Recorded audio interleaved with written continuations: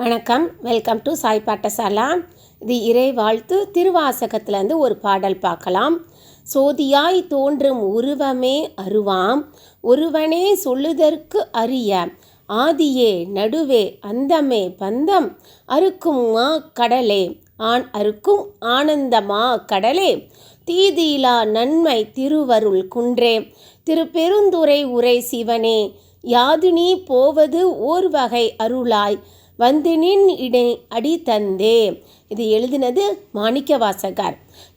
இந்த திருவாசகம் சைவ திருமுறைகள் 12ல் 8ஆம் திருமுறையில் திருவாசகமும் திருக்கோவையும் இருக்கு.